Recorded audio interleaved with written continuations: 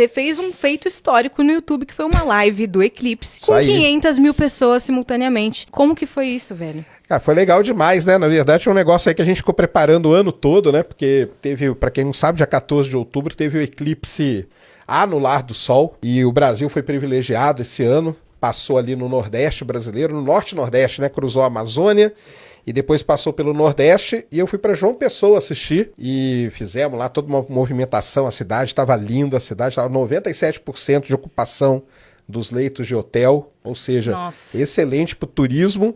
E transmitimos de lá, eu tinha uma câmera lá ao vivo e tinha uma câmera no interior do Ceará, numa cidade chamada Pereiro. E foi legal demais. E por que lá? Qual foi o estudo para ser lá? Porque o eclipse, quando é eclipse da Lua, aliás, o eclipse da Lua é essa semana. É essa Só semana? Que, o eclipse da Lua dessa vez é fraquinho, não vai dar para ver quase nada. Mas quando é eclipse da Lua, toda a parte que está de noite na Terra vê o eclipse. Então, se tivesse eclipse hoje, à noite, não só o Brasil ia ver, mas metade do planeta ia ver. O eclipse da Lua é assim, porque a Lua passa na sombra da Terra. Eclipse do Sol é muito complicado, porque o eclipse do Sol, a Lua passa na frente do Sol e projeta uma sombra na Terra. Só que essa sombra ela tem poucos quilômetros de largura. Então só quem mora ou quem viaja para essa faixinha é que consegue ver o eclipse. E dessa vez, a faixa ela começou ali pelos Estados Unidos, veio pelo México e entrou pelo Brasil. E ali João Pessoa foi o último lugar, porque depois dali ele foi para o oceano. E então, foi lindo demais, Foi lindo demais. Esse eclipse ele é muito bonito, porque ele não... Assim, a Lua não tampa todo o Sol. Fica um anel de fogo, que a gente chama. Então fica um anelzinho em volta, assim, porque no momento do eclipse a Lua está um pouquinho mais distante, então ela está um pouquinho menor. Porque eu não sei se vocês sabem, existe uma coincidência muito grande. A Lua, ela é 400 vezes menor do que o Sol. Só que ela está exatamente 400 vezes mais perto. Por isso que, aparentemente, no céu, o Sol e a Lua têm o mesmo tamanho. É uma ilusão de ótica. Não, é uma coincidência mesmo. É uma coincidência mesmo. Por isso que quando é eclipse total, cobre em cima certinho. Quando é anular, a órbita da Lua ao redor da Terra não é um círculo, ela é uma elipse. Então tem momentos que a Lua está um pouquinho mais longe, um momento que ela está um pouquinho mais perto. Quando ela está um pouquinho mais longe, ela fica um pouquinho menor.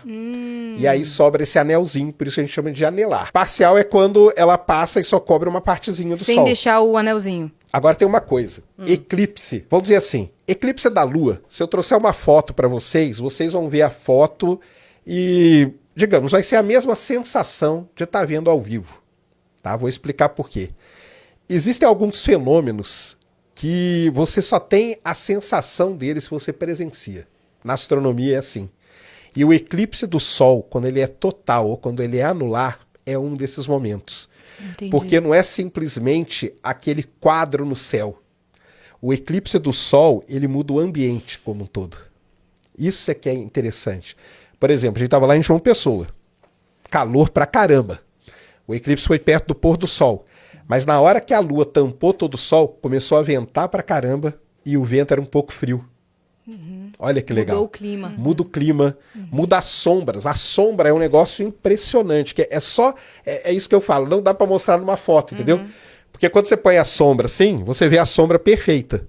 Quando a Lua está passando na frente do Sol, ela está cobrindo boa parte da luz do Sol. A sombra não fica mais perfeita, fica uma sombra meio fantasma. Sabe? Fica um negócio muito esquisito. A luminosidade muda, as sombras mudam. Então são essas percepções aí, essas sensações de um eclipse do Sol, você só tem se você estiver lá presenciando. E o comportamento da fauna e da flora? Muda também? Pra caramba. Aí muda muito. Tanto que a gente estava lá, o pessoal que é de lá até falou, caramba, esses pássaros nunca voaram essa hora não. Entendeu? Porque eles mudam. O ciclo, né? A gente tem um ciclo, as aves também têm, os bichos todos.